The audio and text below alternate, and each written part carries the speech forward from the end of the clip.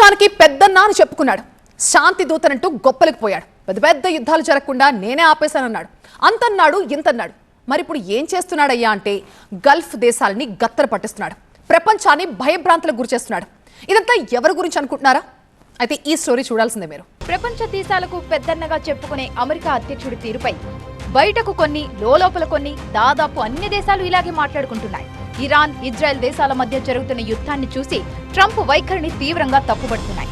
ఖతర్లో జరిగిన చర్చలు విఫలం కావడంతో ఇరాన్ పై ఇజ్రాయెల్, అమెరికా సైన్యాలు సంయుక్తంగా దాడి చేస్తూ భయానక పరిస్థితులను సృష్టిస్తున్నాయి. అయితే ఇరాన్ కూడా అదే స్థాయిలో ప్రతిఘటిస్తుండటంతో రెండు దేశాల మధ్య పరిస్థితులు భీతావహంగా మారిపోయాయి.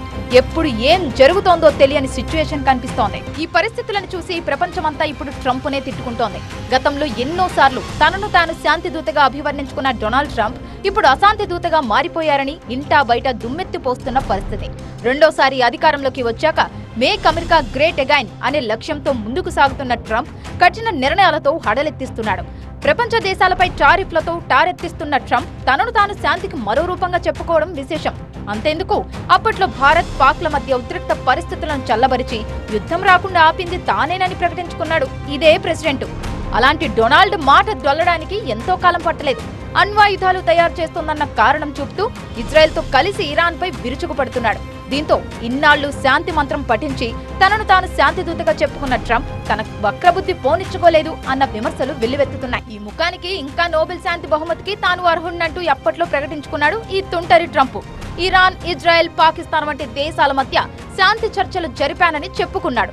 తన పేరును నోబెల్ శాంతి బహుమతికి సిఫార్సు చేయాలంటూ ఏ మాత్రం మొహమాటం లేకుండా పలు దేశాలను అడుక్కున్నాడు. పాపం ఆ శాంతి ప్రయత్నాలు చూసి పాకిస్తాన్ నిజంగానే నోబెల్ శాంతి బహుమతికి ట్రంప్ పేరును నామినేట్ చేసింది. అయితే నోబెల్ కమిటీ దాన్ని అస్సలు పట్టించుకోలేదనుకోండి, అది వేరే విషయం. అయితే విచిత్రం ఏంటంటే ఇరాన్, ఇజ్రాయెల్ దేశాల మధ్య శాంతి చర్యలు జరిపానని చెప్పుకున్నాడో అదే దేశాల మధ్య యుద్ధానికి ఆజ్యం పోశాడు ట్రంప్. ఇరాన్ ను సర్వనాశనం చేస్తానన్నట్టుగా రెచ్చిపోతున్నాడు. శాంతి వచనాలు పలికిన ట్రంప్ ఇప్పుడు ఎందుకు ఇలా వ్యవహరిస్తున్నాడు అన్నదే చర్చనీయాంశమవుతోంది.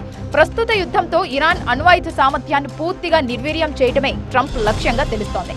ఇజ్రాయెల్తో కలిసి ఇరాన్లోని కీలకమైన మిలిటరీ అణు కేంద్రాలపై దాడులు జరుపుతున్నది కూడా అందుకే.